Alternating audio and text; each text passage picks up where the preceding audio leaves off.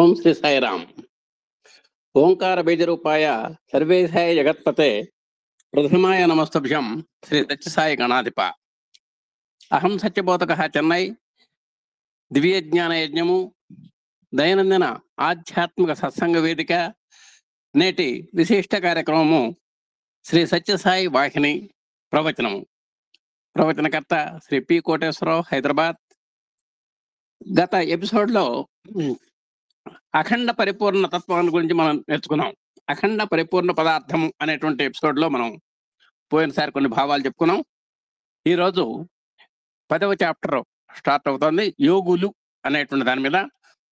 ఇది కొంచెం 4 యోగాలు దీంట్లో చెబుతారు కాబట్టి, కర్మ, భక్తి, రాజ, జ్ఞాన యోగాలు చెబుతారు కాబట్టి మనం కొంచెం అత్యంత నిడివిగా ఉన్నటువంటి కారణంగా 2 యోగాల వరకు మనం చెప్పుకొని దీన్ని మనం వివరణ చేసుకోవడానికి మనం ప్రయత్నం చేద్దాం.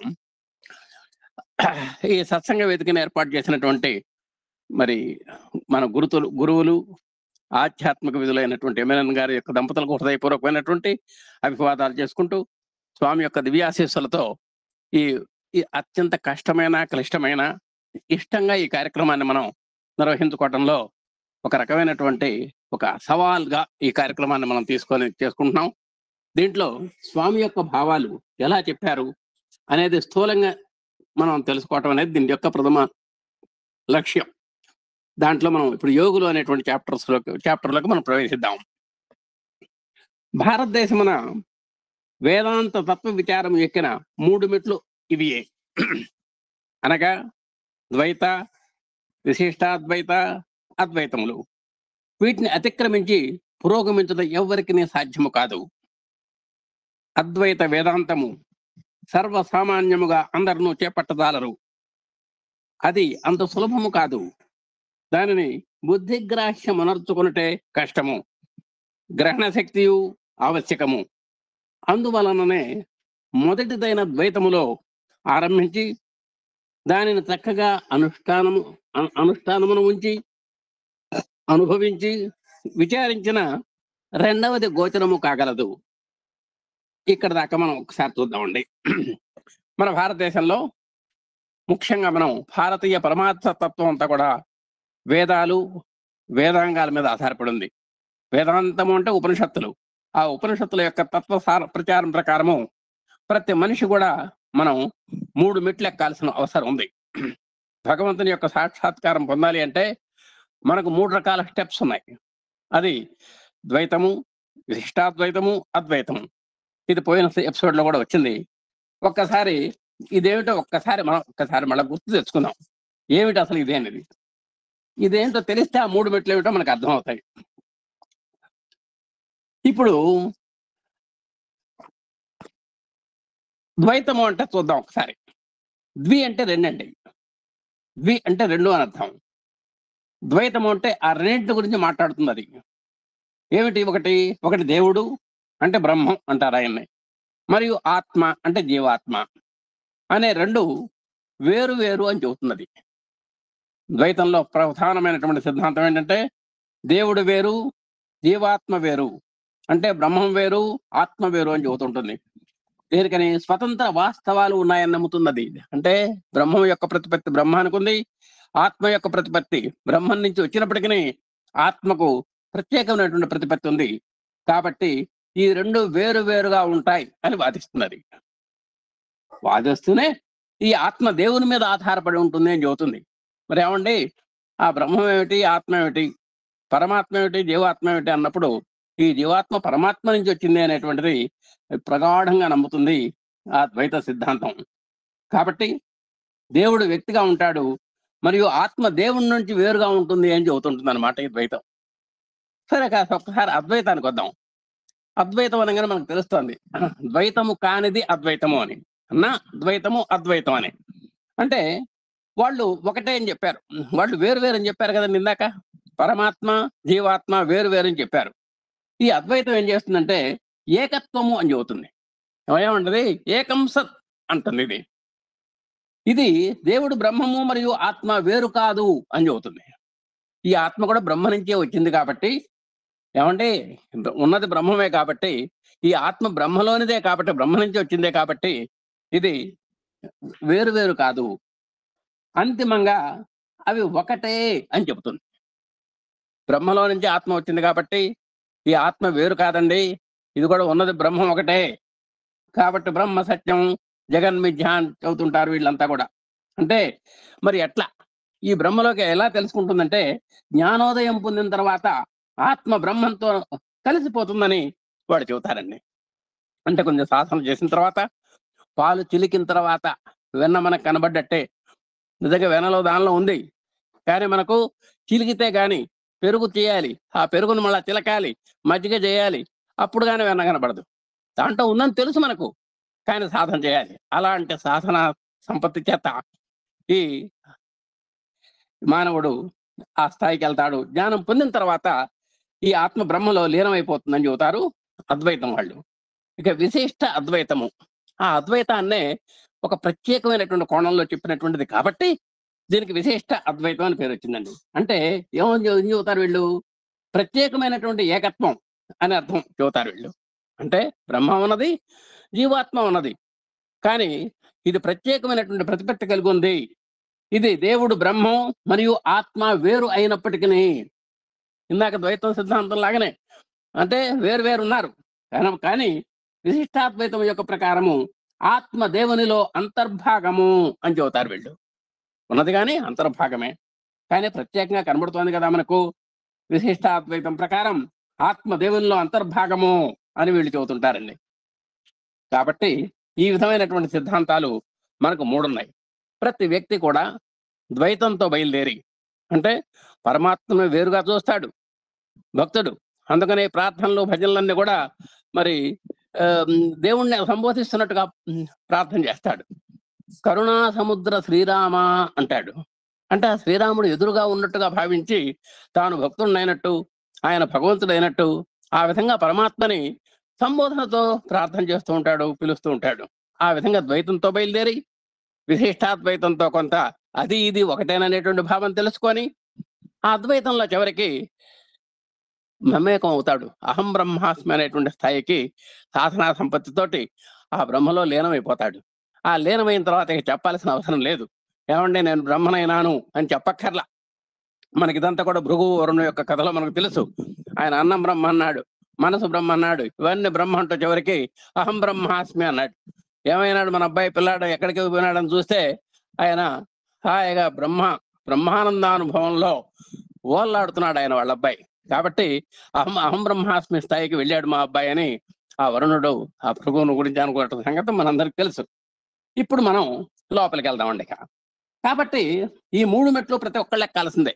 ప్రతి మనిషి కూడా ద్వైతంతో బయలుదేరాలి, విశిష్టాద్వైతంలో పరిణతి చెందాలి. ఆ పరిణతి చెందిన తర్వాత అద్వైతంలో చివరికి భగవాన్ నేను ఒకటే అనేటువంటి లీనమయ్యేటువంటి స్థాయికి, ఆ బ్రహ్మ సాక్షాత్కార స్థాయికి ఎదగాలి. కాబట్టి వీటిని అతిక్రమించి పురోగమించడం ఎవరికి సాధ్యం కాదు. అద్వైత సిద్ధాంతం సర్వసామాన్యంగా ఎవరు చేపట్టజాలరు. నిజంగా అంత తేలిగ్గా అర్థమయ్యేది కాదు, అంత సులభం కూడా కాదు. ఇది బుద్ధిగ్రాహ్యమతీంద్రియం, అంటే ఇంద్రియాలకు అందనటువంటిది, ఇంద్రియాతీతమైనటువంటిది. ఒకటే గుర్తుపెట్టుకోవాలి మనం. ప్రపంచము, పరమాత్మ అంటే ఇంద్రియాతీతము, ప్రపంచము అంటే ఇంద్రియాధీనము. ఇంద్రియాలకు అధీనమైనటువంటిది ప్రపంచం, ఇంద్రియాలకు అతీతమైనటువంటిది పరమాత్మ అనేటువంటి ఆ గ్రహణ శక్తి మనకు కావాలి. అందువల్లనే మొదటిదైనటువంటి ద్వైతంలో ఆరంభిస్తాడు ప్రతి ఒక్కడు కూడా జీవితాన్ని. దాంట్లో అనుష్ఠానం పొందుతాడు, అనుభవించి చివరికి ఆ ఆత్మ సాక్షాత్కార స్థితిగా మన పురోగమిస్తాడు.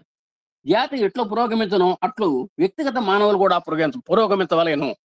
ఈ విధంగా మూడు సోపాన మార్గాల్లో ప్రతి మనిషి అద్వైతంతో బయలుదేరి విశిష్టాద్వైత అనుభవాన్ని పొంది చివరికి అద్వైత స్థితిలో పరమాత్మను చేరాలి.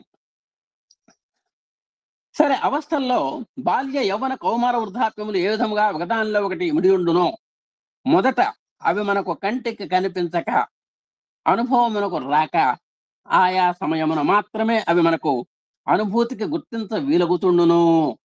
అటులనే ద్వైత విశిష్ట అద్వైతములు మూడును ఒకదానికొకటి అంతర్భూతములు అవుతున్నవి. మనం జీవన దశలు ఉన్నాయి మనకు. శైశవం అన్నాం, బాల్యం అన్నాం, కౌమారం అన్నాం, యవ్వనం అన్నాం, వృద్ధాప్యం అన్నాం, చివరికి మనకు మరణం అన్నాం. ఇవన్నీ కూడా మనకు తెలియకుండానే జరిగిపోతూ ఉంటాయి. నిజంగా మన అమ్మాయి పెద్దదవుతుంటే, మన అబ్బాయి పెద్దవాడవుతుంటే మనం గమనించాం. ఈయన శైశవం నుంచి బాల్యంలోకి వచ్చాడని, బాల్యంలో నుంచి కౌమారానికి వచ్చాడని, బీటెక్ వెళ్ళేసరికి యవ్వనంలోకి వచ్చాడని, పెళ్లి కాగానే మరి ఇంకో మధ్య వయసులోకి వచ్చాడని, రిటైర్ అవ్వగానే వృద్ధాప్యానికి మొదలు పెట్టాడని, ఇవన్నీ మనకు తెలియకుండానే జరిగిపోతుంటాయి. ఆ విధంగా ఆటోమేటిక్ గా ఒక క్రమానుగతంగా జీవన దశలో ఏ విధంగా అయితే ఒకదానికొకటి తెలియకుండా గుర్తించలేనంతగా పరిణతి చెందుతాయో, అలాగే మనలో ఉన్నటువంటి ద్వైత, విశిష్టాద్వైత, అద్వైత సిద్ధాంతాల యొక్క భావనలు కూడా ఒకదాని వెంబడి ఒకటి మనకు తెలియకుండానే క్రమానుగతమైనటువంటి ఒక పరిణామాన్ని, ఒక పరిణితిని పొందుతాయి. అది మనం గమనించాలి. అది అనుభూతికి వచ్చేదాకా తెలియదు. అనుభూతికి వస్తే గాని, అనుభూతికి వస్తున్నా కూడా ఒక్కోసారి మనం లెక్క చేయం. అట్లనే ఈ మూడు కూడా అంతర్భాగాలు మనకు మన జీవితంలో. కానీ ఇవి కంటికి కనపడవు. మన గుర్తింపుకి గుర్తించలేనంత నిగూఢంగా మన మన జీవితంలో ప్రయాణం చేస్తూ ఉంటాయి ఇవి. అవన్నీ కూడా ఒక పరి గుర్తించ వీలు కాదు. ఎంత గుర్తిద్దామన్నా కూడా ఎలాంటి మేధావికైనా ఇవి గుర్తించడానికి అవకాశం లేదు. తర్వాత అనుభూతికి రావు. ఆయా సమయమున మన సాధన అనుభూతులను ఆధారం చేసుకొని గుర్తులకు రావచ్చును. కాబట్టి మన సాధన ద్వారా మనం తెలుసుకోవాలి, అనుభూతులను మనం పొందాలి. ఈ ప్రపంచం ఉన్నట్టు నిజమే కానీ దేవుడు కలడు అనుట కల్లా అను పలుకువాడు మూర్ఖుడు. ఎంత మూర్ఖుడైనా సరే, ఎంత మూర్ఖుడైనా సరే మనం గుర్తుపెట్టుకోవాలండి.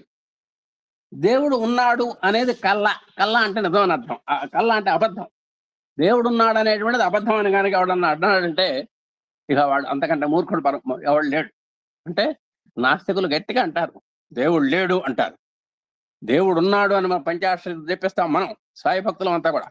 స్వామివారు చెప్పారు, ఆ మంత్రాలు ఈ మంత్రాలు నో తిరగకపోతే నీకు మంచి మంత్రం ఒకటి చెబుతున్నానయ్యా, ఒకటి పంచాక్షరి మంత్రం, దేవుడున్నాడు అన్నో ఓం నమ శివాయ ఎంత పవర్ ఉందో దేవుడున్నాడు అనే దానికి కూడా అంత పవర్ ఉంది. ఇది తలుచుకుంటే చాలు. ఇది నోరు తిరగని వాడే ఉంది, ఇందుట్లో ఒత్తులే ఉన్నాయి, విసర్గలే ఉన్నాయి, కష్టమే ఉంది ఇందుట్లో. ఓం నమ శివాయ అన్న తోటన్న కాస్త విసర్గలు పెట్టాలి కానీ మనకు దీంట్లో ఏముంది. కాబట్టి అంత సులువు, సరళ, సుందరమైనటువంటి మంత్రాలు చెప్పినటువంటి వారు మన స్వామివారు. కాబట్టి అంత అసలు దేవుడు లేడు అనేటువంటి వాడు అంతకంటే మూర్ఖుడు ఎవడు లేడు. ఏలనా ప్రపంచం ఉన్నతో దానికి ఒక కారణం కలదని అంగీకరింపక కార్యమును అంగీకరించేటట్లు మనం చెప్పుకున్నాం. కార్యకారణ సంబంధాలు. అక్కడ కార్యం ఉన్నదంటే కారణం జరిగి తీరాలి. కార్యం ఉన్నది అంటే కారణం ఉండాలి. మనం చెప్పుకున్నాం. అక్కడ కళ్యాణం జరుగుతోంది అంటే అక్కడ సీతారాములు ఉన్నారు అని మనం చెప్పుకున్నాం. అక్కడ రాయబారం జరుగుతోంది అంటే శ్రీకృష్ణ పరమాత్మ ఉన్నాడు అనుకున్నాం.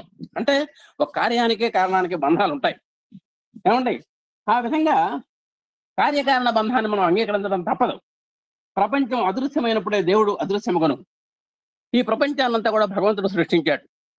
సృష్టికర్త, సృష్టి, ప్రపంచం. అసలు ఈ ప్రపంచమే లేదనుకుందాం కాసేపు.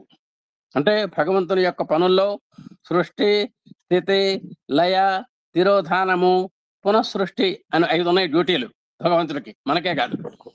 ఆయన ఒకవేళ తిరోధానం చేశాడు అనుకుందాం, అంటే గబక్కన మాయం చేసేసాడు అనుకున్నాం. మాయం చేయటం అంటే కనబడకుండా చేయటమే. చేశాడు అనుకుందాం కాసేపు. అప్పుడు దేవుడు కూడా అదృశ్యమైనట్టే. అంటే ఏ భగవంతుడి నుంచి అయితే ఈ సృష్టి వచ్చిందో, ఆ సృష్టి ఎప్పుడైతే అదృశ్యమైందో భగవంతుడు కూడా అక్కడ అదృశ్యమైనట్టే లెక్క. అప్పుడు నీవే దేవుడవు, ఈ ప్రపంచం ఒకటి కలదము స్వప్నము, ఈ స్వప్నములు కూడా అదృశ్యములగుడు. అప్పుడు నువ్వే దేవుడు అనుకుంటున్నావు కదా. మరి ఒక సిద్ధాంతంలో నేను కూడా దివ్యాత్మ స్వరూపులారా అని చెబుతున్నారు కదా స్వామి కూడా. అలాంటి ఈ ప్రపంచ పటం అనేది కేవలం ఒక స్వప్నంగా మిగిలిపోతుంది. మనకి ప్రపంచముగా కనిపించు వస్తువే దేవుడుగా కనిపించును. అక్కడ ప్రపంచం ఉన్నది అంటే పరమాత్మ ఉన్నట్టే లెక్క. ఎన్నాళ్ళ నుండియో మనం వెలుపల ఉన్నటువంటి దేవుడే మన లోపల ఉన్నట్లును, అతడే మన ఆత్మస్వరూపుడుగా ఉన్నట్లును తెలిసిపోవను. మనం విడిగా ఉన్నాడు అనుకుంటున్నాం. ద్వైతంలో నువ్వు వేరయ్యా నేను వేరు అనుకుంటున్నాం మనం. కానీ కొంత పరిణతి చెందిన తర్వాత ఆ వెలుపల ఉన్నటువంటి దేవుడే నాలో ఉన్నటువంటి ఆత్మస్వరూపుడు. కాలం అంటే సూర్యకిరణాన్ని మనం అనుభవిస్తున్నాం. ఆ సూర్యకిరణం ఎక్కడి నుంచి వచ్చింది అని ఆలోచిస్తే సూర్యుడి దగ్గర నుంచి వచ్చిందని మనకు తెలుసు. ఆ సూర్యుని యొక్క అంశే ఈ కిరణం కూడా అని మనం ఎట్లయితే భావిస్తామో, అలాగే మనలో ఆత్మ ఉంది అనేటువంటి భావన ఇంతకీ ఇన్నాళ్ళు వెలుపల ఉన్నాడు అనుకునేటువంటి దేవుడు మనలో ఉన్నాడు అనేటువంటి ఒక అమృతమైనటువంటి భావన మనకు కలుగుతుంది. అతడే మన ఆత్మస్వరూపుడుగా ఉండినట్లును తెలిసిపోతుంది. అప్పుడు మనం ఆత్మస్వరూపంలో ఉన్నటువంటి దేవుడు కాబట్టి ఆత్మస్వరూపుడని మనం నమ్ముతాం. అందుకనే ఆత్మస్వరూపులారా, దివ్యాత్మ స్వరూపులారా అని పదే పదే సంబోధించటం కూడా మనం వింటూ ఉంటాం స్వామివారి యొక్క ముఖ కమలం నుంచి. అన్ని మతములను తృప్తిపరచు మనస్తత్వము గాని వేదాంతము గాని లోకమున కానరాదు. దృష్టం కిమపి లోకేస్మిన్ ననిర్దోషం ననిర్గుణం అని చెప్తున్నాడు. ప్రపంచంలో ఏది నువ్వు అతి మంచిది అని సర్టిఫికేట్ ఇవ్వడానికి లేదు. ఇది అతి చెడ్డది అని చెప్పడానికి కూడా అవకాశం లేదు. అంటే ఏ మతాన్ని మీరు తీసుకున్నా సరే, ఏ మతం కూడా మరి సమాజంలో సంతృప్తి పరచలేదు. అలాంటి సంతృప్తి పరచగలిగినటువంటి మనస్తత్వం కలిగినటువంటి మతం మనకి ఎక్కడ కనపడదు. వేదాంతం కానీ లోకం కానరాదు. మీకు ఏదన్నా చెప్పండి, ఒక మైసూర్ పాకు తీసుకున్నాం, ఆరోగ్యవంతుడికి మంచి హుషారుగా భోజనం చేస్తాడు, తింటాడు, చక్కగా గబగబా మింగేస్తాడు. అదే ఒక రోగికి పెట్టండి మీరు మైసూర్ పాకు ముక్క, వాడు నోట్లో కూడా పెట్టుకోడు. ఎందుకంటే అది కూడా కట్టిక చేదుగా ఉంటుంది అతనికి.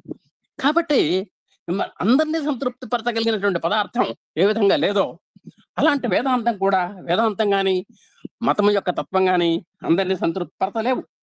లోకభిన్న రుచి వారి వారి యొక్క భావములను తలంపులను పురస్కరించుకొని వారి బుద్ధి వికాసమును విచారణాశక్తిని పురస్కరించుకొని ఆయా మతము అనగా ద్వైతము, విశిష్టాద్వైతము, అద్వైతము వారికి రుచించును, అభిలషించును.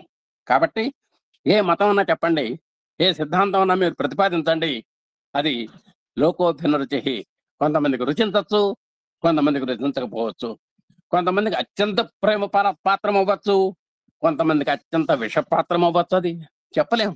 అది యొక్క పరిస్థితిని బట్టి, ప్రదేశాన్ని బట్టి, మన యొక్క సందర్భాన్ని బట్టి ఇది కూడా మనం అర్థం చేసుకోవాలి. కాబట్టి మరి ఈ విధంగా ఏకీభావంగా ఉండటం అనేటువంటిది లేదు. అది కొంతమందికి రుచించవచ్చు, కొంతమంది రుచించకపోవచ్చు. అంత మాత్రము చేత మా మతము గొప్పదనియు, మా మతము అంతకంటే గొప్ప అనియు వాదోపవాదములకు దిగుట జ్ఞానహీనుల లక్షణము. మరి మనం ఉంటారు కదండి, ఏదైనా ఒక పార్టీ పెట్టినప్పుడు పార్టీకి అభిమానులు, కార్యకర్తలు ఊగిసలాడుతూ ఉంటారు, ఉర్రు తలుగుతూ ఉంటారు.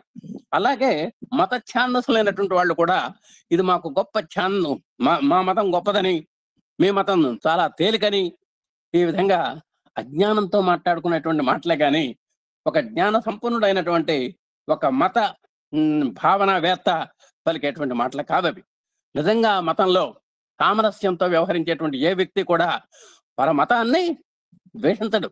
అందుకనే కొంతమంది రాజుల్లో కూడా మనం చెబుతూ ఉంటాం, ఆ రాజుగారు మంచి పరమత సహనం కలిగినటువంటి వాడు అని చెబుతూ ఉంటాం. అంటే తన యొక్క మతం అంటే అభిమానం ఉండొచ్చు ఆయనకి, కానీ పరమతం అంటే ఇష్టం లేకపోవచ్చు. అయినంత మాత్రాన దాన్ని నిరసించడానికి అవకాశం లేదు, ద్వేషించడానికి అవకాశం లేదు. అందరినీ మనం మన్నించాల్సిందే. అలాంటి సహన గుణం ఉండాలి. ఒకవేళ అట్లా లేకపోతే ఆ విధంగా కుతంత్రంగా వాదించేటువంటి వాళ్ళు జ్ఞానహీనులు అని చెప్పవలసిందే. ఇక మనం లోకంలో ఎలా ఉండాలి అని చెబుతున్నారు. భావావేశం గలవాడు వచ్చినని మనమును ఈశ్వరాభావ విష్టులమై అతనితో కూడి నవ్వవలెను. ప్రేమ మతమును గ్రోలి ఉన్మత్తులము కావలను. కార్యదీక్షాపరుడు వచ్చినని అతనితో కూడి మనమును మన పరిపూర్ణ శక్తితో పని చేయవలెను. ఇట్టి సంయోగమందు విశ్వమతమునకు అత్యంత సన్నిహిత రూపముకు ఆదర్శం కనిపించును. ఇవి తమ పరిమాణములో పరిపూర్ణము రూపమున ప్రతి మనసునందు ఉండునట్లు మానవ జాతి నిర్మింపబడి ఉండిన ఎంత చక్కగా ఉండేటిదో కదా అని చెప్తున్నారు. మనం ఎలా ఉండాలి? ఒక భావావేశంతో, అంటే ఓ భక్తి భావన అనుకుందాం, కాసేపు భావాలు ఉన్నాయి కదా, సత్వరజస్తమో గుణాలనే మనం ఇక్కడ భావాలు కూడా అనుకోవచ్చు. అలాంటి వాడు వచ్చినప్పుడు, భావావేశం కలిగినటువంటి వాడు వచ్చినప్పుడు, అంటే ఒక రజోగుణ సంపన్నుడు వచ్చినప్పుడు మనం కూడా ఈశ్వర భావావిష్టలమై అంటే ఆ పరమాత్మ యందు మంచి ఉత్సాహపూరితమైనటువంటి వాతావరణంతో మనం ఉబిళ్ళూరాలి, నవ్వాలి కూడా. ప్రేమ మధువును గ్రోలి ఉన్మత్తలము కావాలిగను. ఏదన్నా మంచి ప్రేమమూర్తి వచ్చాడు, ప్రియంగా మాట్లాడుతున్నాడు, అలాంటి వాడు వచ్చినప్పుడు మనం ఆ ప్రేమ అనేటువంటి తేనెను త్రాగిన వాడు ఏ విధంగా అయితే మంచి హుషారుగా ఉంటాడో అలాంటి హుషారును మనం కూడా ప్రవర్తించాలి. కార్యదీక్షాపరుడు వచ్చినని అతనితోటి మనమును కూడా పరిపూర్ణ శక్తితో పనిచేయవలేను. ఎవడన్నా ఒక్కోసారి మంచి నిద్రాణంగా ఉంటాం మనం. నిద్రాణంగా ఉన్నప్పుడు మంచి మంచి చురుకైనటువంటి కార్యకర్త వస్తాడు. ఏంటా కూర్చున్నావు, లే ఈ పని చేసేద్దాం అంటాడు. వచ్చినప్పుడు మనకు కూడా అప్పటిదాకా నీరసంగా ఉన్నటువంటి మనం కూడా అతని యొక్క మాటలకు కానీ, అతని యొక్క పిలుపులో ఉన్నటువంటి మాధుర్యం కానివ్వండి, అతని మాటల్లో ఉన్నటువంటి మధువు కానివ్వండి, మనల్ని ఉత్తేజితులు చేస్తుంది, మనల్ని కూడా హుషారు కొలుపుతుంది. మనం కూడా లేస్తాం, నడుం బిగిస్తాం, అతనితో పాటు మనం కార్యదీక్షకు పూనుకుంటాం. కాబట్టి అలాంటి వాళ్ళు వచ్చినప్పుడు, శక్తివంతులైనటువంటి కార్యకర్తలు మన దగ్గరకు వచ్చినప్పుడు వాళ్ళ ఉత్సాహాన్ని నిరుత్సాహపరచకుండా మనం కూడా వారితో పాటు చేయి కలిపి మనసు కలిపి మనం పనిచేస్తాం, పని చేయాలి కూడా. మరి ఇలాంటి వాళ్ళు కనుక నిజంగా ఉంటే ఆ సమాజం ఎంత బాగుంటుందో అని చెబుతున్నారు. మరి ఈ లోకమంతయు ఈ పాక్షిక స్వభావం గల వారితోనే నిండి ఉండిన ఎంత హాయి. ఈ విధంగా మరి మంచి భావాలు, మంచి ఆలోచనలు, మంచి క్రియాచరణ కలిగినటువంటి వాళ్ళు కనుకుంటే వాళ్ళు పాక్షికంగా ఉన్నా సరే వాళ్ళు ఉంటే ఎంతో హాయి అని చెబుతున్నారు. భారతదేశమున యోగము వలన అనగా కూడిక ద్వారా అట్టి ఆదర్శమతము సిద్ధింపగలదు. కాబట్టి అలాంటి ఐక్యత మనం సంపాదించాలి అంటే భారతదేశంలో యోగము కావాలి. యోగము అంటే కూడిక. సమత్వం యోగ ఉచ్యతే అని ఒక చోట చెప్పబడింది. అంటే వాళ్లతో సమానమైనటువంటి భావనా పరంపర, వాళ్ళ మనసుతో సమానంగా మన మనసు పెట్టడం, వాళ్లతో సమానంగా మనం మాట్లాడగలగటం, వాళ్లతో సమానంగా మనం ఆచరించగలగటం, ఇది సమత్వం అంటాం. అంటే త్రికరణాల్లో సమత్వాన్ని పాటించడమే సమత్వం. అలాంటి సమత్వాన్ని పాటించగలిగితే అదే యోగము. అంటే వాళ్లతో కూడిక చేరటం వల్ల మనకు యోగం కలిగింది. నిజంగా అంతకుముందు లేదు. వాళ్లతో మనం కలయిక చెందటం వల్ల, వాళ్లతో చేయి కలపటం వల్ల మనకు ఆ యోగం అంటే కూడిక అనర్థం. అది మనల్ని ఉత్తేజపరుస్తుంది, ఒక ఆదర్శం వైపు నడిపిస్తుంది. అది కార్యసూర్యుడు యోగముచే మానవలోకమునకు కూడిక సాధించును. కాబట్టి ఎవడైతే క్రియాశీలక కార్యసూర్యుడు మంట పనిచేయడంలో మంచి మునగాడైనటువంటి వాడు ఎవడైతే ఉన్నాడో వాడు ఇలాంటి యోగం చేత మరి మానవుడికి కానీ నాటి మానవ సమాజానికి కానీ ఎంతో మేలు చేకూరుస్తాడు. తన పరాప్రకృతిని అపరాప్రకృతిని కూడిక సాధించును. పరాప్రకృతి అంటే గుర్తుపెట్టుకోవాలి, ఉత్తమమైనటువంటి ఆధ్యాత్మిక శక్తిని పరాప్రకృతి అంటారు. అంటే ఇది భగవత్ సంబంధమైనది, ఆత్మకు సంబంధమైనటువంటిది. అపరాప్రకృతి అంటే ప్రపంచానికి సంబంధించినటువంటిది. అంటే అనిత్యమైనటువంటి, అశాశ్వతమైనటువంటి, భౌతిక ప్రాయమైనటువంటి ప్రపంచానికి సంబంధించినటువంటి దాన్ని అపరాప్రకృతి అంటారు. పరాప్రకృతి అంటే అత్యున్నతమైనటువంటి, ఆధ్యాత్మికపరమైనటువంటి, ఆత్మ సంబంధమైనటువంటి శక్తిని పరాశక్తి అంటారు. అంటే అటు పరమాత్మకు ఇటు జీవాత్మకు ఒక కూడిక చేయగలరు అతను. ప్రేమ సాధకుడు దీన్నే తనకును ప్రేమమయుడకు దైవమునకును కూడిక సాధించును. అలాగే ఒక మంచి ప్రేమ అంటే ప్రేమమూర్తి ఉన్నాడు అనుకోండి, అతడు కూడా ఆ ప్రేమ కలిగినటువంటి వారితోటి ప్రేమ కలిగినటువంటి దైవంతో ఒక యోగం పెట్టుకుంటాడు అతను కూడా. అలాగే ఆ యోగ మార్గమును సంస్కృతమున వేరు పేర్లు కలవు. అట్టి కూడిక సాధించే వారిని యోగులని అందరు. ఈ విధంగా భక్తితో యోగం కానివ్వండి, భక్తితో కూడికుంటే దాన్ని భక్తి యోగము అంటారు. కర్మతో గనక కూడికుంటే కర్మయోగము అంటాము.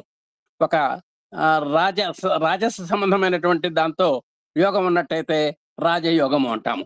ఒక జ్ఞాన సంబంధమైనటువంటి జ్ఞానంతో కూడికుంటే జ్ఞాన యోగము అంటాము. మరి యోగులు అంటే ఎవరండి అంటే ఆ భక్తి యోగంలో నిరంతరం నిమగ్నమైనటువంటి వారిని మనం భక్తి యోగులు అంటాం. వీళ్ళంతా కూడా యోగము ఉన్నది, అక్కడ ఉన్నటువంటి తత్వాన్ని యోగము అంటాము. ఆ దాంట్లో ఉన్నటువంటి తత్పర మతులు అంటే దాంతో తల్లయం అంటే దాంట్లో నిమగ్నమైనటువంటి వారు, దాంట్లో లీనమైనటువంటి వారిని యోగులు అంటాము. అంటే మనం కర్మయోగులు ఉండొచ్చు, భక్తి యోగులు ఉండొచ్చు, రాజస యోగులు ఉండొచ్చు, జ్ఞాన యోగులు కూడా ఉండొచ్చు. కాబట్టి యోగము, యోగులు అనేటువంటిది ఆ యోగంతో సంబంధం ఉన్నటువంటి వాడినే మనం యోగి అంటాం అన్నమాట. ఈ విధంగా మనకు సంస్కృతంలో పేర్లు ఏమిటంటే భక్తి యోగం అని, కర్మయోగము, భక్తి యోగము, రాజయోగము, జ్ఞాన యోగము అనేటువంటి పేర్లు కూడా ఉన్నాయి. అట్టి కూడిక సాధించే వారిని యోగులందరూ. కాబట్టి ఏ లైన్లో భక్తి, కర్మ, భక్తి, రాజ, జ్ఞాన ఈ 4 యోగాల్లో ఎవరైతే మనసు పెట్టి దాంతో నిమగ్నమై దాంతో మమేకమై పనిచేస్తూ ఉంటారో అలాంటి వాళ్ళని తత్సంబంధమైనటువంటి యోగులు అంటాం. భక్తి యోగంలో ఉన్నటువంటి వాళ్ళని భక్తి యోగులు, అట్లానే కర్మ యోగంలో ఉన్నటువంటి వాళ్ళని కర్మయోగులు. ఈ విధంగా ఇట్లా మనం చెప్పుకోవచ్చు. ఒక్కసారి కర్మయోగి దగ్గరికి వద్దాం. ఇప్పుడు కార్యసూర్యుడు కర్మయోగి. ఎవరైతే క్రియాశీలకంగా చక్కగా పనిచేస్తాడో వాడిని కార్యసూర్యుడు అంటాం. వాడి యొక్క యోగము కర్మయోగము. కాబట్టి ఆ కర్మయోగంలో ఉన్నాడు కాబట్టి వాడిని కర్మయోగి అన్నాం. అంటే ఒక రకంగా కార్మికుడు అనుకుందాం కాసేపు. ప్రేమానుసారి భక్తి యోగము, భక్తి యోగి అంతఃశక్తి సాధకుడు. ఇక ప్రేమను మాత్రమే మనం మార్గదర్శకంగా చేసుకొని ఆ భక్తిలో లీనమై ఉన్నటువంటి వాడిని మనకు భక్తి యోగి అంటాం. అలాగే రాజయోగి ఎట్లా అంతఃశక్తి సాధకుడు. అంటే యమ నియమ అష్టాంగ యోగాలు ఉన్నాయి. అష్టాంగ యోగాలతో మనకు సంపర్కం ఉన్నట్టయితే ఆయన రాజయోగి అంటాం. అలాగే తత్వమార్గ సాధకుడు జ్ఞానయోగి. ఇప్పుడు 4 యోగులకి మనకు ఒక రకమైన డిఫరెన్స్ వచ్చినాయి.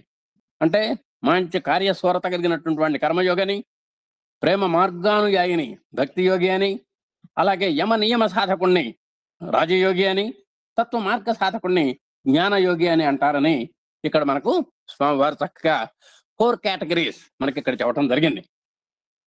యోగి అన్నమాట ఈ 4 తరగతుల వారికి అన్వయించును. చెప్పుకున్నాం కదా, ఏ యోగంతో బంధం ఉంటే తత్సంబంధమైనటువంటి యోగులు అంటాం మనం. భారతీయ పరమార్థమున ఈ 4 విధముల యోగులు ప్రధానులు. కాబట్టి మన భారతీయ పరమార్థ తత్వంలో అంటే భారతీయ సంస్కృతి సాంప్రదాయాల్లో ఈ 4 యోగులు చాలా ప్రధానులు. భక్తి యోగులు, కర్మయోగులు, భక్తి యోగులు, రాజయోగులు, జ్ఞానయోగులు. ఇక మొదట కర్మయోగము. ఇప్పుడు వాటిల్లో కర్మ సంబంధమైనటువంటి యోగం ఎట్లా ఉంటుందో ఒక్కసారి మనం చూద్దాం. కర్మ అంటే మనందరికీ తెలుసు, పని అనర్థం. ఈ ప్రపంచంలో భగవద్గీతలో చెప్పిన దాని ప్రకారము కర్మ లేనివాడు ఎవడూ లేడు. నిన్న పుట్టిన దగ్గర నుంచి రేపు పోయేంత వరకు ప్రతి ఒక్కడు ఏదో కర్మ చేస్తుండాల్సిందే. అకర్మకృత్ అంటే కర్మ చేయని వాడు ఈ ప్రపంచంలో లేడు. ఆ విధంగా నిర్దేశం చేశారు భగవాన్. కాబట్టి నకచ్చిక్షణమపి జాతుతిష్టత్య కర్మకృత్ అన్నాడు. అసలు ఎవడు క్షణం పని చేయకుండా ఉన్నటువంటి వాడు ఎవడు లేడు. వాడికి పని పాట లేదని అంటుంటాం. పని పాట లేదని మనం అంటమే తప్ప అతనికి కూడా పని ఉంది. పని లేనివాడు ఎవడు లేడు. అలాంటి పనికి సంబంధమైనటువంటి ఆ యోగి అంటే ఆ కార్యయోగి, కర్మయోగంలో ఉండేటువంటి వాడు కర్మయోగి ఎలా ఉంటాడో ఒకసారి చూద్దాం. కర్మాచరణం ద్వారా భగవంతునితో కూడు మార్గము. ఇంతకీ కర్మయోగం అంటే ఏమిటి? కర్మ ఆచరణ. అక్కడ పని ఉండాలి. ఆ పని ఉండగానే సరికాదు, ఆ పనిని ఆచరించేటువంటి తత్వం కూడా ఉండాలి. కాబట్టి కర్మ ప్లస్ ఆచరణ ఈ 2 ఎక్కడైతే ఉంటాయో అది భగవత్ సంబంధమైనటువంటిది అయి ఉంటే దాన్ని మనం కర్మయోగము అంటాం. మన ఏదో ఒక కార్యాచరణ కొరకే జన్మించినట్లుండు వారిని ఎందరినో మనం చూస్తున్నాం. నిజంగా ఆయన కారణ జన్ముడు అంటా ఉంటాం. ఒక్కోసారి అంటుంటాం వివేకానంద స్వామి కారణ జన్ముడు అంటా ఉంటాం, రమణ మహర్షిని కారణ జన్ముడు అంటుంటాం. ఈ విధంగా మనం మంచి గొప్ప గొప్ప రంగాల్లో శక్తికి మించినటువంటి కృషి చేసి ప్రపంచాన్ని ప్రభావితం చేసినటువంటి వ్యక్తుల్ని మనం నిజంగా అతను ఆ కర్మాచరణ కోసమే పుట్టాడండి, ఆయన కారణ జన్ముడండి అంటుంటాం మనం. వారిని ఎందరినో మనం చూస్తున్నాము. వారి బుద్ధి భావక్షేత్రమును నిల్వదు. ఎప్పుడు కూడా వాళ్ళ యొక్క మనస్సు అంటే మనస్సులో ఒక భాగాన్ని మనం బుద్ధి అంటాం.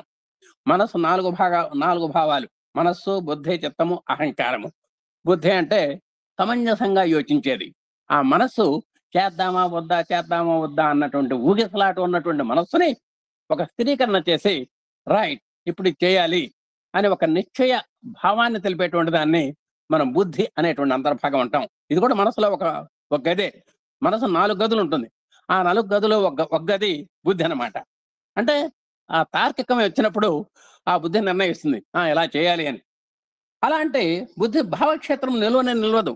అంటే ఈ ఈ ఈ క్ ఈ ప్రాపంచిక వ్యవహారం మీదలో ప్రాపంచికమైనటువంటి వ్యవహారంలో ఉండదది. ప్రత్యక్ష రూపంలో చూడదగినటువంటి కార్యకలాపమే వారి మనస్సునందు అంతయు ఆక్రమించుకొని ఉండును. ఎప్పుడు కూడా భగవత్ సంబంధమైనటువంటి ఒక భావన పరంపరలో అది ఎప్పుడు కూడా రమిస్తూ ఉంటుంది.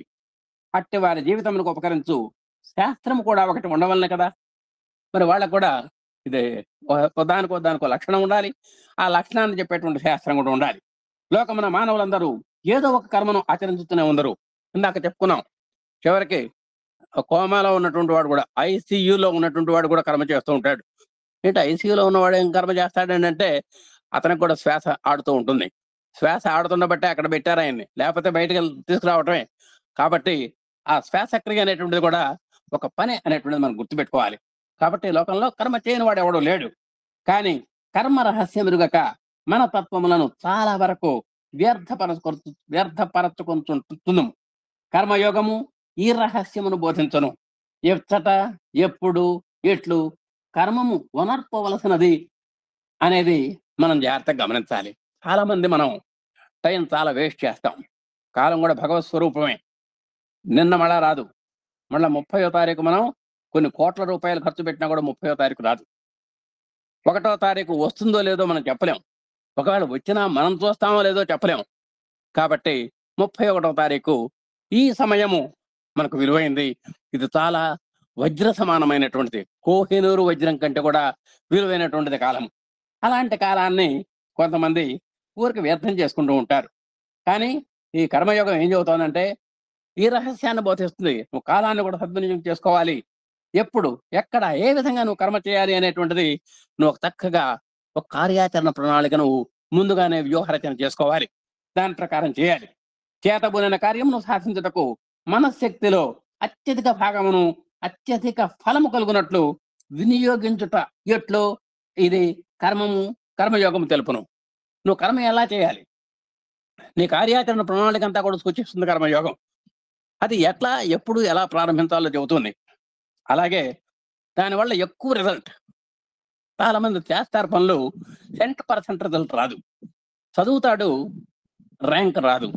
ఒక పిల్లాడు వాడు చదివాడు, 99 మార్కులు వచ్చినటువంటి వాడు చదివాడు, ఈ 9 మార్కులు వచ్చిన వాడు చదివాడు. ఇద్దరు చదివారు. ఇద్దరు మంచి రోజు ఒక్కరోజు కూడా స్కూల్కి మానలేదు, కాలేజీకి మానలేదు, యూనివర్సిటీకి మారలేదు. మరి ఆయన ర్యాంక్ వేరుగా ఉంది, ఆయన ర్యాంక్ వేరుగా ఉంది. కాబట్టి చాలా మంది వాళ్ళ యొక్క కాలాన్ని సద్వినియోగం చేసుకోకపోవడమే దీనికి కారణము. అతను ప్రతి క్షణాన్ని సద్వినియోగం చేసుకున్నాడు. 99 వచ్చిన అబ్బాయి ఆషామాషిగా చదివాడు. కాబట్టి ఇద్దరి యొక్క కాలం ఒకటే, ఇద్దరికి గడియారాలు ఎదురుగా ఒకటే ఉన్నాయి. ఇద్దరు ఒకే కాల పరిమితిలో చదువుకున్నారు. ఇద్దరి ఒక్క కాల పరిమితిలో ఫలితాలు పొందారు. కాబట్టి అలాగే మన ఆధ్యాత్మిక రంగంలో కూడా మన ఫలితాలు కూడా ఇట్లానే ఉంటాయి. మనం దాంట్లో ఒక పట్టుదల, దీక్ష, సంకల్పం, అచంచల విశ్వాసము, పరిపూర్ణమైనటువంటి ఒక ఒక దార్ఢ్యం ఇవి లేనప్పుడు మనకు రిజల్ట్స్ కూడా అట్టానే వస్తాయి. కాబట్టి నువ్వు కార్యాచరణ ఎట్లా చేయాలి, ఎప్పుడు ఎట్లా మొదలు పెట్టాలి, అత్యధిక ఫలాన్ని ఎలా పొందాలి అనేది ఈ కర్మయోగం చక్కగా చెబుతుంది. కాబట్టి యోగ కర్మసు కౌశలం అంటుంటాం. అందుకనే ఒక్కోసారి ఆ ఊడవటంలో కూడా అందం ఉంటుంది. కొంతమంది అక్కడో చీపురేసేస్తే ఎక్కడిదక్కడే ఉంటుంది.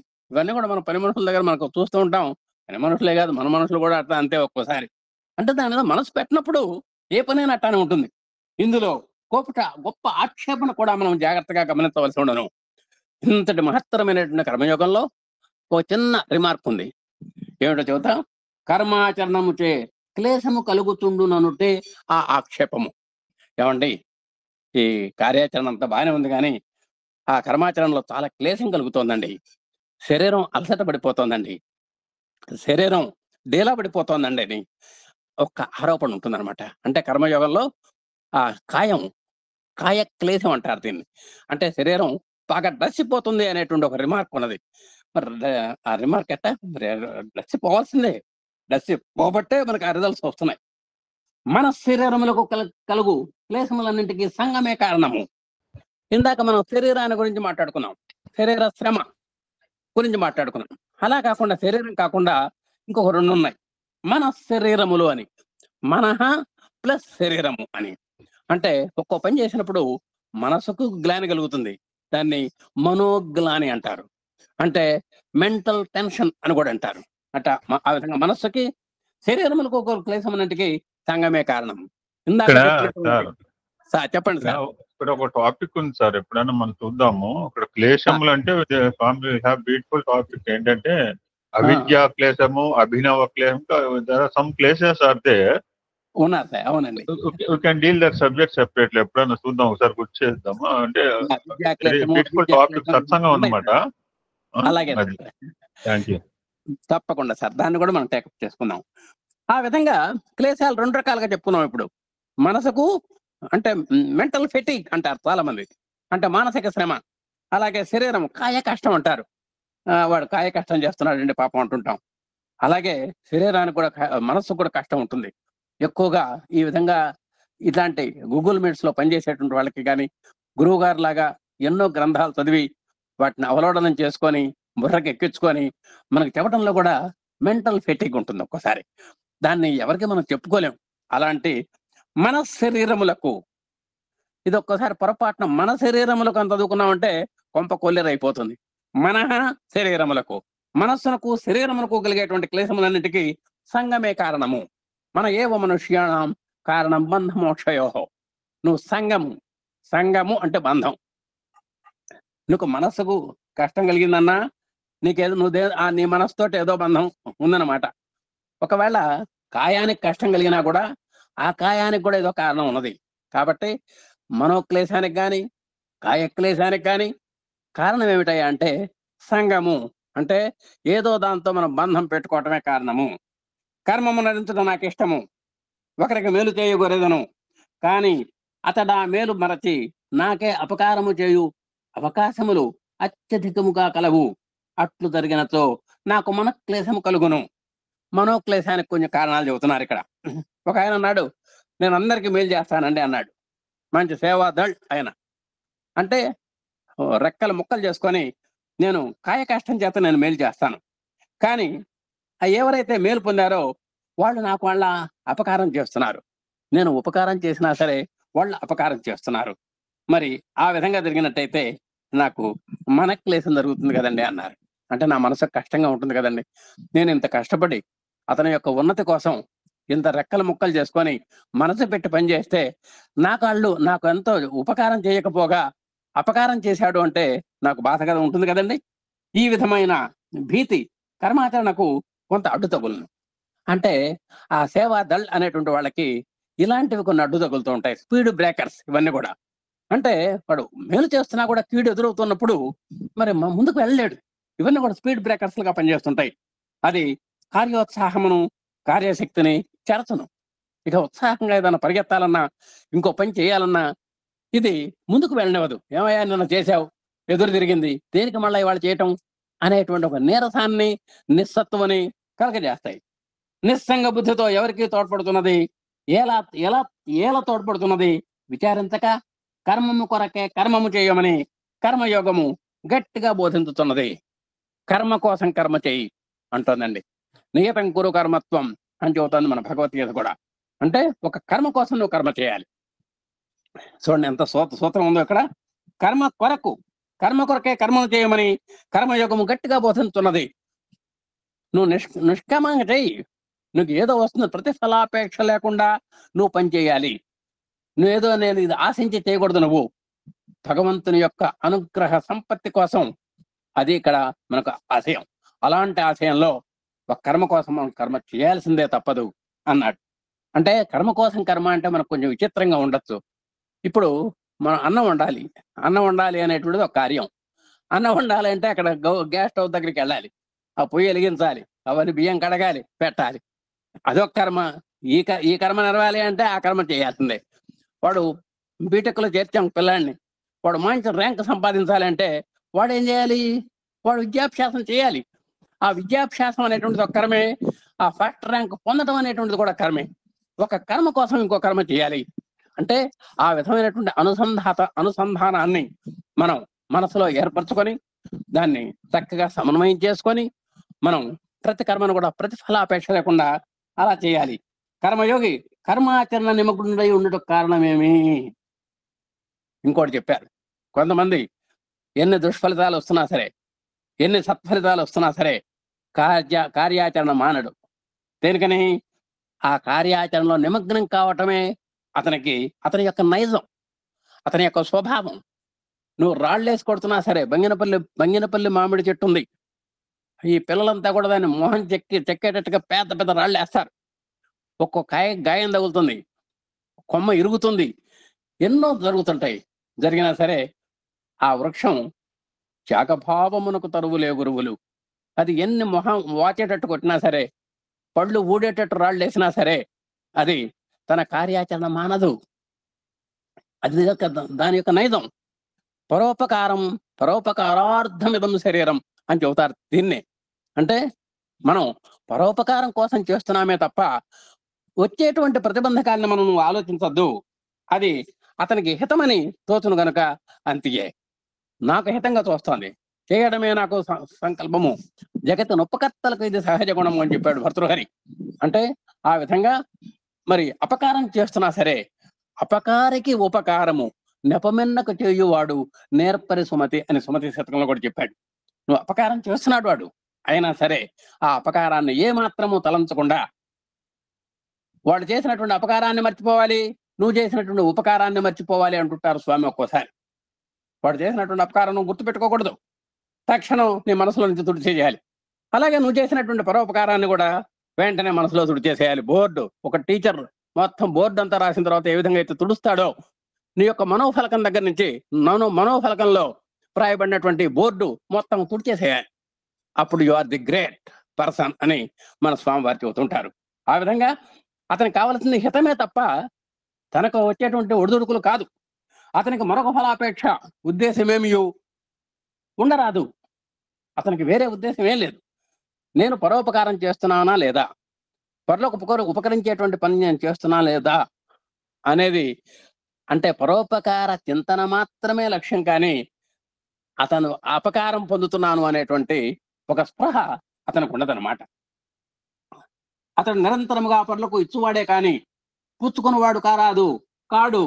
కర్మయోగి అట్టివాడు క్లేశమునకు అతీతుడు. కాబట్టి భగవంతుడు మనం బాబా గారి గురించి కూడా చెబుతూ ఉంటాం, ఇచ్చే చెయ్యి గాని పుచ్చుకునే చెయ్యి కాదు నాది అని స్వామివారు అంటుంటారు. ఆ విధమైనటువంటి తత్వంలో కొంతమంది ఆదర్శమైనటువంటి మానవాళి కూడా పరులకు ఇవ్వడమే తెలుసు కానీ వాళ్ళకి పరుల నుంచి పుచ్చుకోవటం వాళ్ళకి తెలియదు.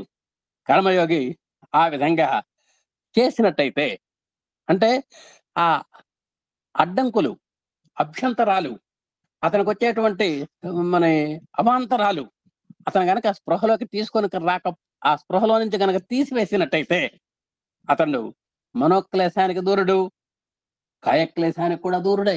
ఈ రెండు క్లేశాలు అతనికి ఉండవు. ఏది ఒక పరహితమే పరమార్థంగా ఆయన పెట్టుకున్నప్పుడు. ఇక రెండవది భక్తి యోగము. ఇది భావావేశ స్వభావము కానీ ప్రేమపూరిత హృదయ మార్గము. ఇక భక్తి యోగం చెప్తున్నాం. భగవంతుడు భక్తి మోక్ష సాధన సామగ్రియాం భక్తిరేవ విశిష్యతే అన్నాడు. నువ్వు మోక్షాన్ని పొందాలి అంటే మొట్టమొదట మనం మంచి పసందైనటువంటి విందు పెడదాం అనుకున్నాం. రేపు 1000 మందిని పిలిచామంటే మొట్టమొదటి ఒక ప్రాథమిక సామాగ్రి కావాలి మనకు. ఏమంటే 1000 మందికి పెట్టాలంటే ముందర ఎన్ని బియ్యం కావాలి అనేటువంటి ప్రాథమిక సూత్రం కావాలి కదా సార్, మనం ఆలోచించాలి కదా. అలాగే భక్తిలో ప్రాథమిక సూత్రం ఏంటంటే భావావేశం. భగవంతుని పట్ల మరి పరిపూర్ణమైనటువంటి విశ్వాసంతో మనకు భగవంతుడి మీద ఉన్నటువంటి ప్రేమనే మనం భక్తి అని పిలుస్తాం. అలాంటి భావావేశ స్వభావం కలవాని ప్రేమపూరిత హృదయని మార్గము. కాబట్టి ఆయనకి ఆ భక్తి భావావేశం ఉండాలి, ప్రేమపూరితమైనటువంటి హృదయం ఉండాలి. అప్పుడే భక్తికి ప్రధానమైనటువంటి లక్షణము భక్తి భావం ఉండటం కాదు గొప్పతనం, అది ప్రేమపూరితం అవ్వాలి. ఆ ప్రేమ రంగరించాలి ఆ భక్తిలో. అప్పుడు మాత్రమే అది నిజమైన భక్తి అవుతుంది. భగవంతుని తన ప్రేమప్రదముగా చేసుకుని వలనని అతని అభిలాష. కాబట్టి మరి భగవంతుడు ప్రేమస్వరూపుడు కాబట్టి మరి ఏమి ఇస్తే ఆయన మన దగ్గరకు వస్తాడు, మన హృదయంలో తిష్ట వేస్తాడు అని ఆలోచించినట్టయితే మనం ప్రేమనే పంచాలి. ఆ ప్రేమమయుణ్ణి మనం వశం చేసుకోవాలి అంటే మనం ఆ ప్రేమని రంగరించి 10 మందికి పంచాలి. ఆ విధంగా మనకు భగవంతుడు, ఆ ప్రేమ ప్రదుడైనటువంటి భగవంతుడు మన కోరిక నెరవేరుస్తాడు. అందుకై అతడు ఏవేవో కర్మకలాపములు చేయని అభిలషించును. కాబట్టి స్వామివారికి ఏం చేస్తే ఆయన మెచ్చుతాడు అని ఏం చేస్తాడట చూడండి. పరిమళ ధూపమును మన అంబికా దర్బార్ పత్తి వెలిగిస్తుంటాడు. పుష్పములను రకరకాల పూలు తీసుకొచ్చి పూజ చేస్తాడు. సుందర మందిరములు, చాలా ఇంకా కొంచెం మంచి ధన సంపత్తి కలిగినటువంటి, మంచి స్టామినా కలిగినటువంటి శిష్యులు కనుకుంటే భక్తులు ఆ కుటీరాల్లో నుంచి భజన మండళ్ళన్నీ కూడా మందిరాల్లోకి మారతాయి. మంచి అందమైనటువంటి మందిరాలు కూడా కట్టించుకున్నటువంటి భక్తులు లేకపోతే ఒక్కోసారి కొన్ని ఆ సుందరమైన మందిరాలు చూస్తుంటే మన కళ్ళు తిరుగుతాయి అన్నమాట. అంత బ్రహ్మాండమైన నిర్మాణాలు వారికి చేయించారు. మనో ఆకర్షణీయమైన ఆధారములు ఆశ్రయించును. ఇంకా జపాలంటాడు, తపాలంటాడు, ధ్యానం అంటాడు. ఇవన్నీ కూడా మనస్సుకు సంబంధమైనటువంటి కార్యక్రమాలు కూడా చేస్తూ ఉంటాడు. ఇది సరైన మార్గము కాదందురా? కాదు. పురాణ వాంగ్మయ సమృద్ధి, కార్యకలాప సమృద్ధి అపారముగా గల మతములందు ఉండియే లోకములోని ఆధ్యాత్మిక మహాపురుషులందరూ ఆవిర్భవించరని పాఠకులు జ్ఞప్తి అందించుకొనవలెను. ఇలాంటి భారతీయ సంస్కృతి సాంప్రదాయంలో ఎంతటి పరాకాష్ఠ చెందినటువంటి భక్తి భావావేశం, ప్రేమ రంగరించినటువంటి ఆ భక్తి భావం ఉంది కాబట్టే మనకు ఎంతో మంది మహనీయులు మన భారతదేశంలో పుట్టారు. మనకు వాళ్ళ యొక్క మహనీయమైనటువంటి జీవనాలని మనకు పంచారు. వాళ్ళ యొక్క అనుభూతులను కూడా మనకు పంచడం జరిగింది. ఆ విషయాన్ని మాత్రం మనం మర్చిపోకూడదు. ఎంతో మంది మహనీయులు భక్తి రంగంలో ఉన్నారు. భగవద్రూపరహితముగా, ఉపచార రహితముగా ఆరాధన నర్పు చూపిన శాఖలన్నయు మతములో గల సుందర వస్తువులను, మహనీయ వస్తువులను కట్టికెడ్డన్నముతో అనగా త్రొక్కి వైచినవి. మరి ఎప్పుడైతే ఆస్తికులు ఉన్నారో వాళ్ళ పక్కనే నాస్తికులు ఉంటారు కదండి. అలాంటి నాస్తిక భావాలు కలిగినటువంటి వాళ్ళు ఈ భగవంతుడు లేడు, ఇలాంటి అసలు ఈ ఉపచారాలన్నీ తప్పు అని వాదిస్తూ కట్టికెడ్డన్నముతో, పాషాణ హృదయంతో అన్నమాట, రాతి గుండెతో ఇలాంటి వాటినన్నింటినీ నిరుత్సాహపరచడానికి, నీరసపరచడానికి, నిస్సత్వపరచడానికి ఎంతో మంది ఎవరి ప్రయత్నాలు వాళ్ళు చేయడం జరిగింది. అంటే ఒక పక్క ఆస్తికత్వము, ఒక పక్క నాస్తికత్వము. కన్ను కానని ముఖ్య విశ్వాసమే వారి మతము. వాడు దేవుడు ఉన్నాడంటే అసలు నమ్మడు వాడు. అలాంటి వాడు చేసేటువంటి పని ఇదంతా కూడా. ఇది కేవలం శుష్క రూపమైనది. శుష్కము అంటే నో యూజ్, అసలు ఏమాత్రము నిష్ప్రయోజనము అనేదాన్ని శుష్కం అంటారు. ప్రపంచ చరిత్ర ఎందుకు ప్రబల సాక్ష్యము కావున ఈ కార్యకలాపములను, పురాణములను తోలనాడటం మంచిది కాదు. కాబట్టి ప్రపంచ చరిత్రలో మనం మంచిని చూస్తున్నాము, చెడును చూస్తున్నాము, మహాత్ములను చూస్తున్నాము, దురాత్ములను చూస్తున్నాము. వాటికి కూడా స్వామి చక్కని నిర్వచనం చెప్పడం కూడా జరిగింది. త్రికరణ శుద్ధి ఎవరికైతే ఉంటుందో వాడు మహాత్ముడు అన్నారు. త్రికరణ శుద్ధి ఎవరికైతే లేదో వాడు దురాత్ముడు అన్నారు. ఈ విధంగా మహాత్మ దురాత్మ సమ్మిళితమైనటువంటి ప్రపంచంలో మనం ఆ గాథలను విన్నాము, ఈ గాథలను విన్నాము. రాముని యొక్క పావనమైనటువంటి చరిత్ర విన్నాము, అలాగే రావణాసురుని యొక్క అపవిత్రమైనటువంటి గాథలు. అంటే పూర్తిగా కాకపోయినా కొన్ని కోణాల్లో ఒక్క ఇంద్రియానికి అతను ఈ డీల్ పడిపోయి మరి చరిత్రను మొత్తాన్ని చెడు వైపు నడిపించుకున్నటువంటి సంఘటనలు కూడా మనం విన్నాం. కాబట్టి అంత మాత్రాన పురాణాలు వాళ్ళ కథలు చెబుతాయి, వీళ్ళ కథలు చెబుతాయి. అమ్మవారి చరిత్ర చెబుతుంది, భండాసుర చరిత్ర చెబుతుంది. ఆ భండాసురుడు ఎంత దుర్మార్గుడు చెబుతుంది, మన అమ్మవారు ఎంత అమ్మలగమ్మ అన్న ముగురమ్మల మూలపుటమ్మ అని అమ్మను పొగుడుతుంది ఆ పురాణం. కాబట్టి రెండు ఉంటాయి అక్కడ, రెండు కోణాలు. కాబట్టి అంత మాత్రాన పురాణాలని మనం పుక్కిటి పురాణాలు అనడానికి అవకాశం లేదు. వారిని అభిలషించే వాటిని ఉండనిండు, అయ్యో చూతుంటాయి అవి, లెట్ ఇట్ బి. వాటి యందు అక్కర గల వారికి అవి ఉపకరించుకాక, వాటిని తొలకన చేసి మూఢులు పాపమునకు గురి కాకుందురు కాక. కాబట్టి మనం మంచి మార్గంలో వెళదాము, చెడు మార్గంలోకి మనం పొరపాటును కూడా మనం వెళ్ళొద్దు. వాడి పాపాన్ని వాడు పోతాడు, వదిలేద్దాం. లోకములో అత్యద్భుత శక్తి సంపన్నులు, మహోన్నతులు, ఆధ్యాత్మిక పరిపూర్ణత చెందిన వారు మనుష్యుల మానసములపై వారి ప్రభావము చాలా పని చేయుతున్నది. కాబట్టి మన భారతీయ దేశంలో ఎంతో మంది మహోన్నతులు ఉన్నారు. అంటే రకరకాల రంగాల్లో, ఆధ్యాత్మిక రంగంలో ఎంతో శక్తి సంపన్నులు, మహోన్నతులు, ఆధ్యాత్మిక పరిపూర్ణతను అందినటువంటి వాళ్ళందరూ కూడా మన మీద ఎంతో ప్రభావాన్ని వాళ్ళు చూపించారు. ఇలా నడవండి, ఇలా నడవద్దు, రామవత్ చరితవ్యం నా రావణాదివత్ అని చెబుతున్నారు వాళ్ళంతా కూడా. రాముడిలాగా చరించండి, రావణుడిలాగా కాదు అని మనకు చక్కగా హితోపదేశాన్ని చేస్తున్నారు వాళ్ళంతా కూడా. వాళ్ళ యొక్క పారమార్థకమైనటువంటి సూత్రాలు మనకెంతో ఆదర్శంగా ఉన్నాయి. అసలు భారతదేశంలో ఎంతటి గౌరవ మర్యాదలు కలిగినవన్న ఆధ్యాత్మిక సంపద యొక్క అనుగ్రహ ప్రభావమే. కాబట్టి మన భారతదేశంలో మిగతా దేశాలన్నిటికంటే కూడా మహోన్నతమైనటువంటి హిమాలయోత్తుంగ సమున్నతమైనటువంటి శిఖరం మీద మన భారతదేశం ఈనాడు ఆధ్యాత్మిక రంగంలో నిలబడి ఉన్నది అంటే దానికి అలాంటి మహానుభావుల యొక్క ఫౌండేషన్ స్టోన్ అని మనం గుర్తుపెట్టుకోవాలి. అలాంటి మహనీయుల యొక్క అడుగు జాడలే మనకు అంత గుర్తింపు జాడగా మనకు ప్రతిఫలిస్తున్నాయి. దైవ ప్రీతి, పాపభీతి ఆధ్యాత్మిక రంగమున చిరస్థాయిగా ప్రధాన ఘట్టముగా నిలుచట చేతనే భారత భూమి పుణ్యభూమిగను, యోగ భూమిగను, త్యాగ భూమిగను పేరొందినది. కాబట్టి మన స్వామి చెబుతారు, దైవ ప్రీతి, పాపభీతి, సంఘనీతి, ఈ మూడు ఉంటే చాలు, యు ఆర్ మహాత్మ. ఈ మూడు ఉంటే యు ఆర్ గ్రేట్ అని చెబుతున్నారు స్వామి. ఈ మూడును అలవాటు చేసుకో చాలు. దైవం మీద పరిపూర్ణమైనటువంటి విశ్వాసం కలిగి ఉండు. ఏ పాప పని చేస్తున్నా సరే ఒక్క నిమిషం ఆలోచించు. సంఘం కోసం సంఘం నాకు ఇంత ఇస్తున్నప్పుడు సంఘానికి నేనేమి ఇస్తున్నాను అని ఒక్కసారి ఆలోచించు. ఈ విధంగా ఆలోచిస్తే నువ్వు పునీతులైపోతావు. అలాంటి సువర్ణమైనటువంటి ఘట్టాల చేతనే మన భారత భూమి పుణ్యభూమి అనిపించుకుంది, యోగ భూమి అనిపించుకుంది, త్యాగ భూమి అనిపించుకుంది. ఇంకొకరు ముందుకెళ్తే కర్మ భూమి అని కూడా అనిపించుకున్నది. అందులో మనోహరమైనటువంటి ప్రేరణలు అనేకములు లభించినవి.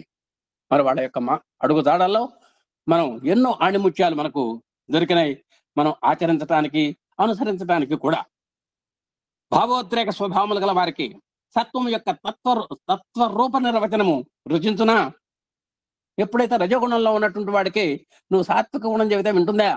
ఆ విభీషణుడు ఎన్నోసార్లు చెప్పాడు రావణాసుడికి, అన్నయ్య ఆ సీత తోలికి మనం పోవద్దు, ఆ సీతను రావణుడికి ఇచ్చేసాయి, మనం అంతగా సుభిక్షంగా ఉంటాం, మన దేశం అంతా కూడా సర్వేజన సుఖినోభవంతుగా ఉంటుంది, ఈ ఒక్క మాట వినన్నయ్య అని సాత్విక గుణ సంపన్నుడైనటువంటి విభీషణుడు రజోగుణ సంపన్నుడైనటువంటి రావణాసురుడికి చెవిలో ఇల్లు కట్టుకొని చెప్పాడు.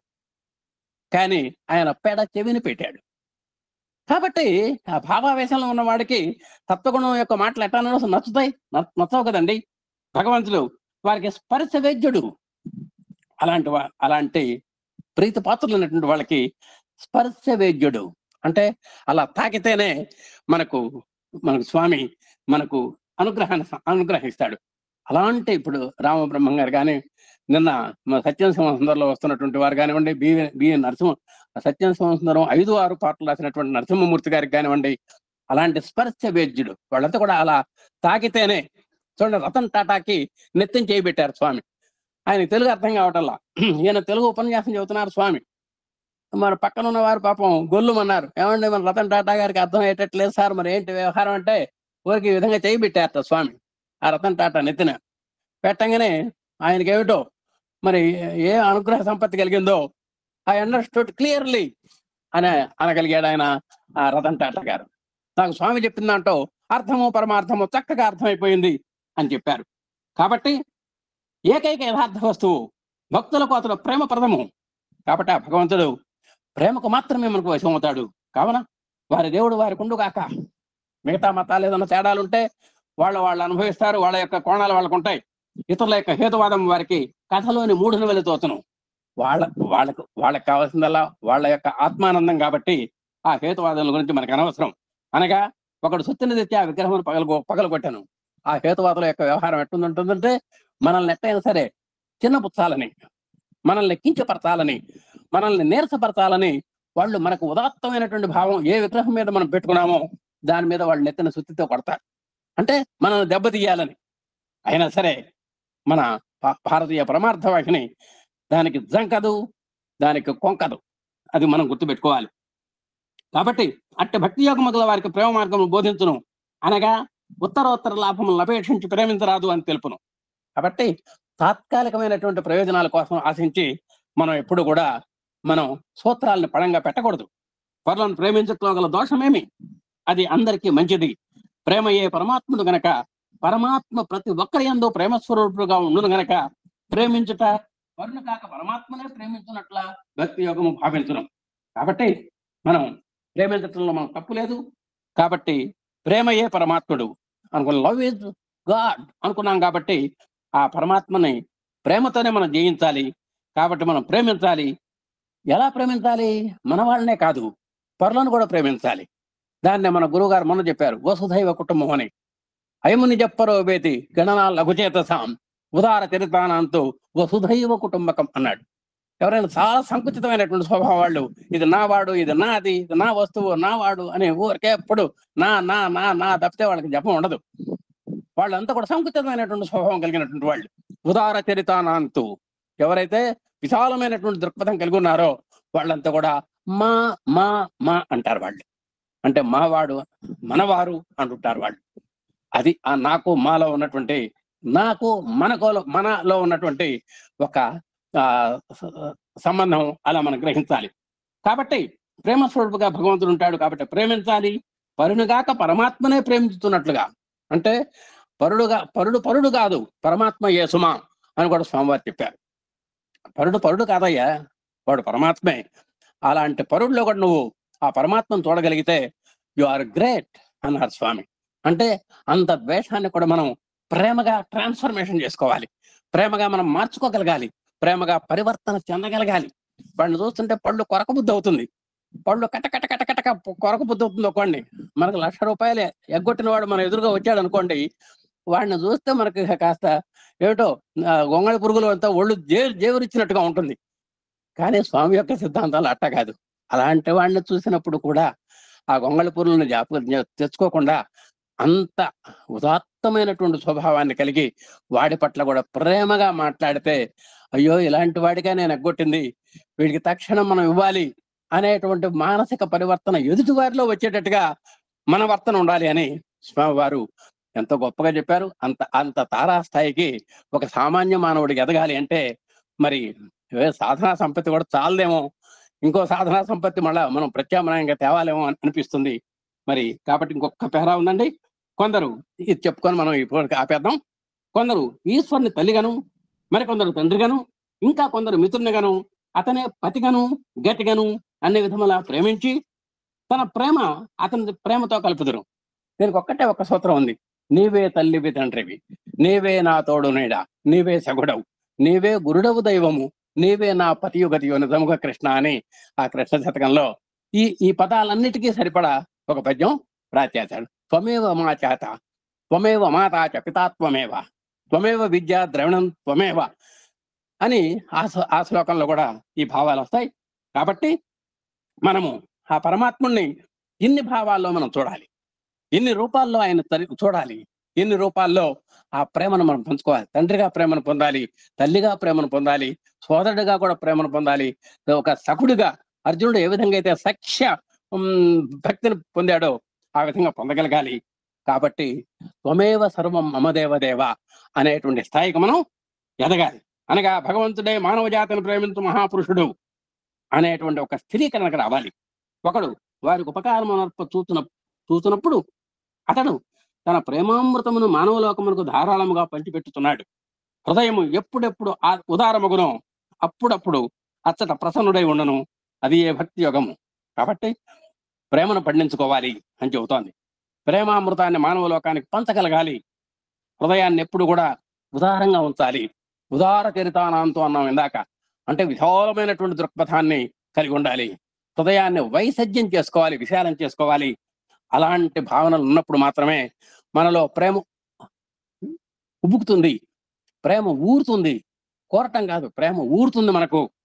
అప్పుడు మనం సమాజానికి సేవ చేయగలము, ఆ భగవంతుని యొక్క భక్తిలో రమించగలము, భగవద్ రతిలో తరించగలము అనేటువంటిది స్వామి భక్తి యోగం వరకు చెప్పారు. ఈ నెక్స్ట్ ఎపిసోడ్ లో రాజయోగము, జ్ఞానయోగం మనం చెప్పుకుందాం. ఇలాంటి మృదుమధురమైనటువంటి భావాలు మన స్థాయికి తగ్గట్టుగా, మన అవగాహనకు తగ్గట్టుగా చెప్పుకోవటానికి అనుగ్రహించినటువంటి భగవాన్ శ్రీ సత్యసాయిబాబా వారి యొక్క పాదాలకు అభివందనాలు చేసుకుంటూ, ఇంతటి మహత్తరమైనటువంటి వేదికను పెట్టి వీటిని కూడా ఉత్సహించి ప్రోత్సహించి 10 మందికి స్వామి యొక్క తత్వాన్ని తెలియజేయడంలో ఒక తపన పడుతున్నటువంటి మన గురు దంపతులు కూడా హృదయపూర్వకమైనటువంటి నమస్సులు అందజేసుకుంటూ, అలాగే కష్టమైన క్లిష్టమైన ఇష్టంగా మరి తృప్తిగా సంతృప్తిగా కొంతవరకు అవగాహన చేసుకోవడానికి కొంచెం ప్రయత్నం చేస్తున్నటువంటి మన ఆత్మీయ సోదర సోదరిమణులకు హృదయపూర్వకమైనటువంటి అభివాదాలు చేసుకుంటూ, అందరికీ సాయిరాం. ఓం శ్రీ సాయిరాం.